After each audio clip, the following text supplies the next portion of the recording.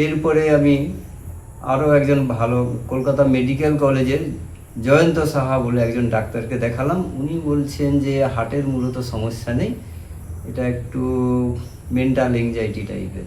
দেখলাম হার্টবিটও আমার স্বাভাবিক হয়ে গেছে, আর ঘুমটাও প্রায় স্বাভাবিক হয়ে এসছে। মানে আস্তে আস্তে যে অসুবিধাগুলো নিয়মিত যোগ অভ্যাসের ফলে সেটা রিমুভ হয়ে যাচ্ছে অসুবিধাগুলো।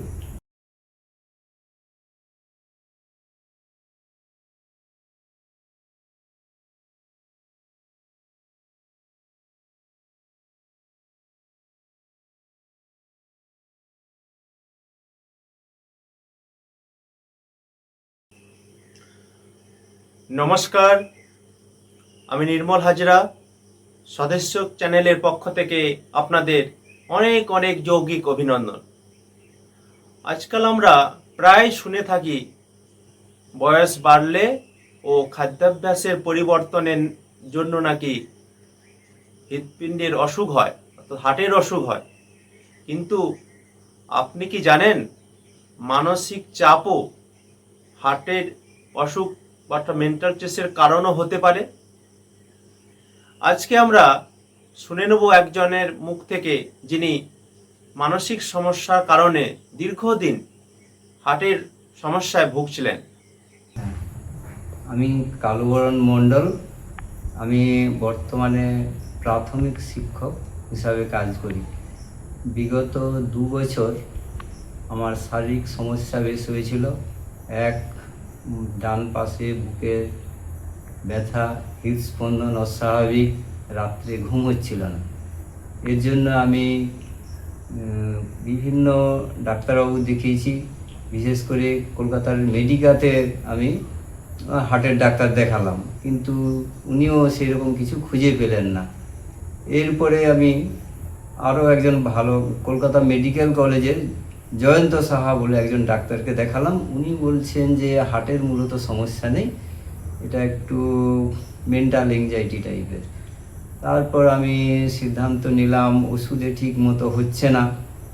তখন একটু খোঁজ পেলাম যে ব্যায়ামের একটা অনলাইনে ক্লাস নির্মল বাবু, হাজরা বাবু উনি করান প্রত্যেক দিন মর্নিং টাইমে। তখন আমি ওইটার খোঁজ পেয়ে ওনার বাড়িতে গিয়ে ওনার সঙ্গে যোগাযোগ করে অনলাইনে ক্লাস করলাম। করার পরে আমি দেখলাম হার্টবিটও আমার স্বাভাবিক হয়ে গেছে, আর ঘুমটাও প্রায় স্বাভাবিক হয়ে এসছে। মানে আস্তে আস্তে যে অসুবিধাগুলো নিয়মিত যোগ অভ্যাসের ফলে সেটা রিমুভ হয়ে যাচ্ছে অসুবিধাগুলো। আমি আশা রাখছি আরও কিছুদিন যোগ অভ্যাস করলে আমার এই অসুবিধাগুলো আর থাকবে না এবং অন্য কোনো অসুবিধা হয়তো আসবে না, আমার এটা একটা দৃঢ় বিশ্বাস। স্যারকে অসংখ্য ধন্যবাদ। এবারে স্যার আপনার দিক থেকে আমি বলবো যে আপনি যে সুস্থ আছেন, এবারে আপনি মানে অন্যান্য যে মানুষজনকে আপনি কি বার্তা দিবেন যে এটি মানুষের কতটা গ্রহণযোগ্য হবে? আপনি করে যে সুস্থ আছেন, আপনি পরবর্তী মানুষকে আপনি কি বোঝাতে চাচ্ছেন বা কি বলবেন?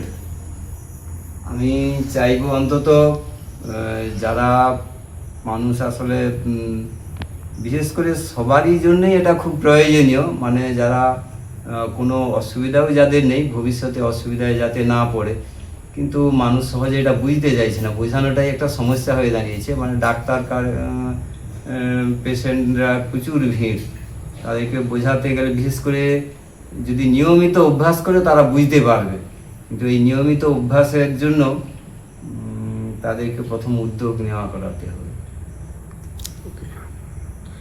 ঠিক আছে স্যার, অসংখ্য ধন্যবাদ। আপনি একটা ভালো জিনিস দর্শক বন্ধুদের বলার জন্য। সুস্থ ও শান্ত জীবনের জন্য আজই যুক্ত হন স্বদেশ যোগের সাথে। বিস্তারিত জানতে কল করুন এই নম্বরে।